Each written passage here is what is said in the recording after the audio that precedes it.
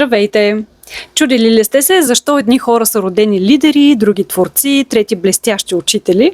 И знаете ли, че според нумерологията, датата на която сте родени може да покаже в каква професия бихте разгърнали най-силно своят потенциал? Намерете рожденото си число във видеото и нека видим коя е вашата силна страна. Ако сте родени на 1, 10, 19 или 28 число, то според нумерологията вие сте единица. Вашата най-силна страна е лидерството. Вие сте родени да водите, да вземате решения и да носите отговорност. Затова най-добре се чувствате, когато работите за себе си или заемате ръководна позиция. Когато единицата работи за някого и няма възможност да прояви своите идеи и таланти, тя често се чувства ограничена. Това постепенно изчерпва енергията й и води до неудовлетворението й. За единицата е много важно да бъде човекът, който определя посоката и взема крайните решения. Независимо дали управлява голяма компания или малък семейен бизнес, тя има нужда да усеща, че държи контрола. Подходящи професии са менеджер, ръководител на екип, собственик на ресторант, салон за красота или друг собствен бизнес.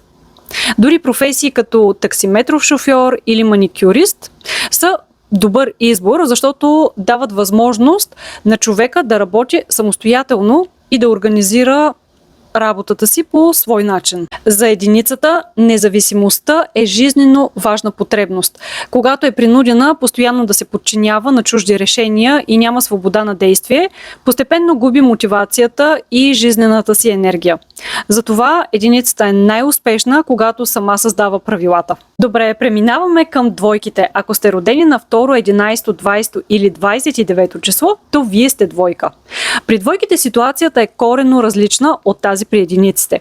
Те обичат партньорството и се чувстват най-добре, когато работят в екип или развиват бизнес с доверен човек. За тях е важно да има с кого да обсъдят идеите си, да се посъветват и да вземат решения заедно или ако може да прехвърлят решението, да го вземе някой друг. Двойките са изключително чувствителни и притежават силна интуиция. Те забелязват детайли, които често убягват на останалите. Именно за това се реализират успешно в професии, където се изисква внимание към хората и към малките подробности. Двойките са отлични изпълнители. Те умеят да подреждат процесите, да създават хармония в екипа и да се грижат за добрата атмосфера в колектива. Често именно те са хората, които държат всичко да върви гладко. Една от най-силните страни на двойките е психологията и разбирането на човешките взаимоотношения. Те лесно намират общ език с различни хора, изграждат доверие и умеят да създават дълготрайни връзки. Именно за това за тях са подходящи професии в областта на психологията, човешките ресурси, продажбите, обслужването на клиенти, консултирането, коучинга, както и във всяка сфера, в която комуникацията и работата с хора са от ключово значение. Ако сте родени на 3, 12, 21 или 30 число, то вие сте тройка.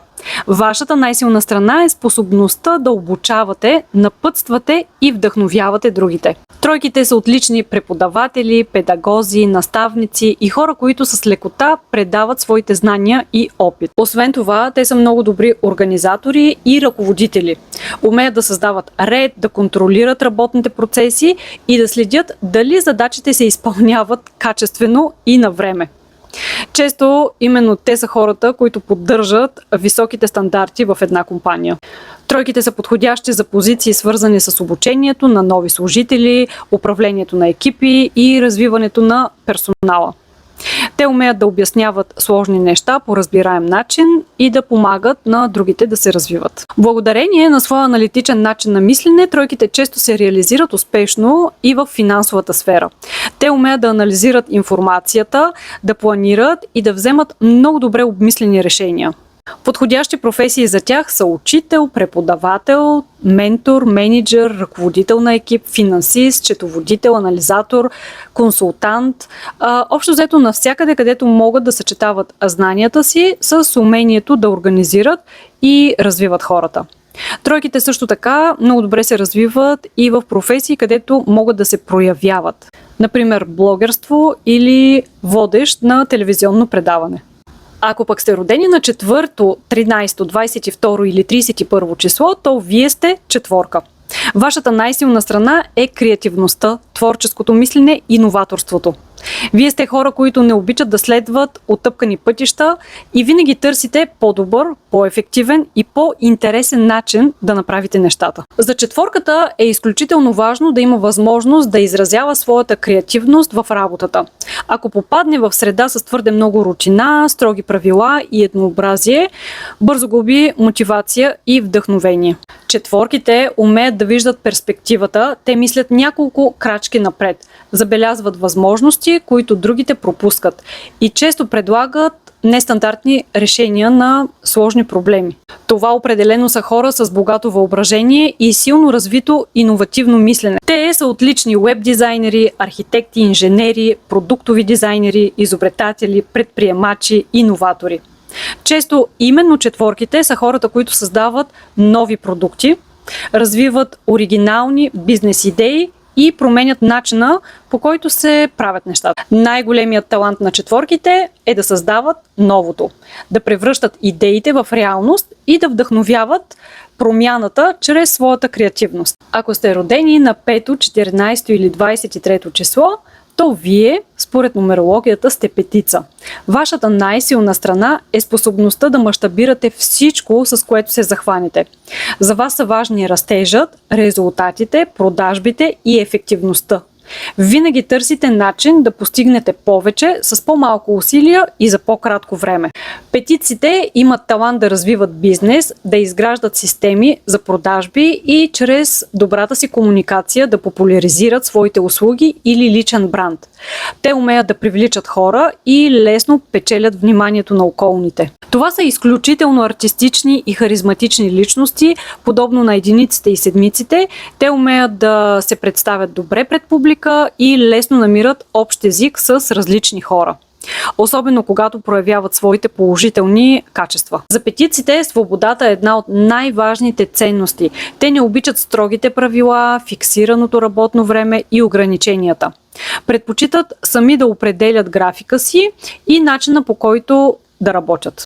Затова професии, свързани с фриланс, предприемачество, продажби, маркетинг, реклама, социални мрежи, публични изяви, консултиране и развитие на собствен бизнес са особено подходящи за тях. Според нумерологията, петиците се чувстват най-щастливи, когато имат свобода на действие, възможност да се развиват и да разширяват мащаба на всичко, което създават. Следващото число са хората шестици. Това са родените на 6, 15 и 24 число.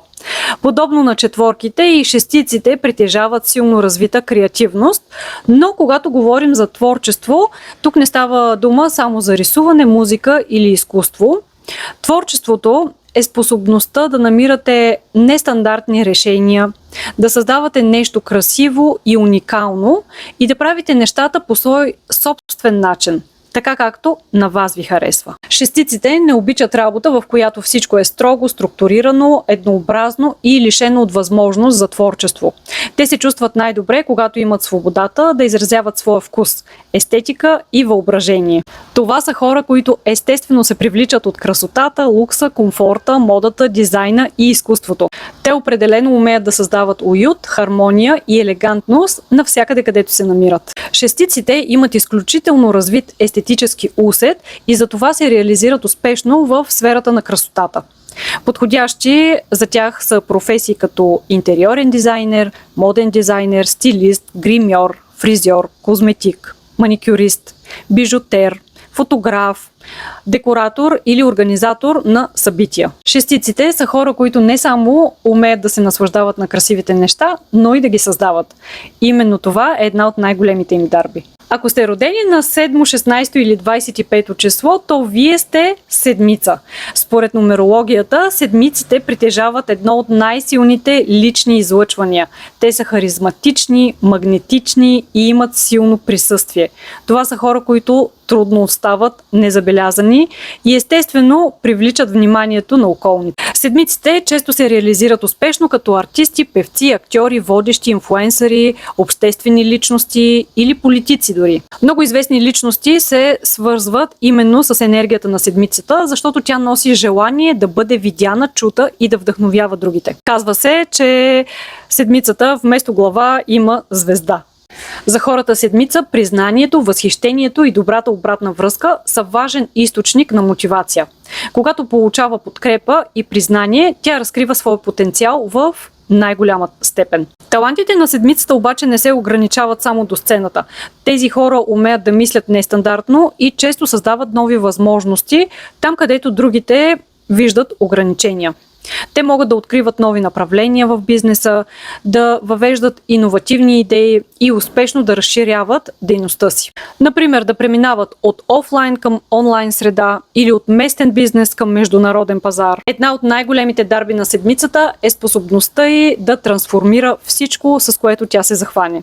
Тя вижда потенциал за развитие, вдъхновява промяната и често се превръща в двигател на нови идеи и големи проекти. Тези хора умеят да намират гениални решения там, където другите виждат само проблеми.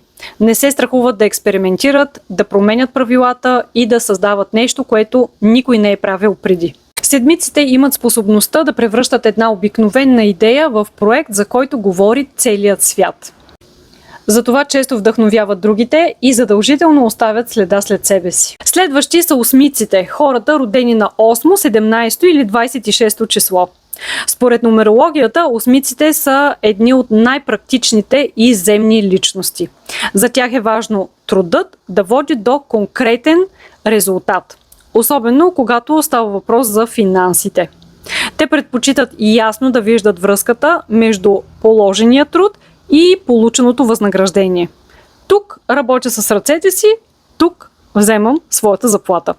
Осмиците обичат ясно структурираните процеси, за тях е важно да знаят как работи една система, какви са правилата и какви резултати се очакват. Това им дава сигурност и мотивация. Ако проявяват своите плюсови качества, осмиците са изключително трудолюбиви, дисциплинирани и отговорни хора. Работата им носи усещане за стабилност и удовлетворение. Затова не е добре осмиците да остават дълго време без занимание. Когато нямат цел или работа, често започват да премислят прекалено много и това може да ги натовари психически. Осмиците се реализират успешно в производството, управлението, големите компании, администрацията, финансите, логистиката и всички сфери, в които се ценят дисциплината, постоянството и отговорността. Те могат успешно да развиват и собствен бизнес, защото умеят да довеждат започнатото до конкретен резултат.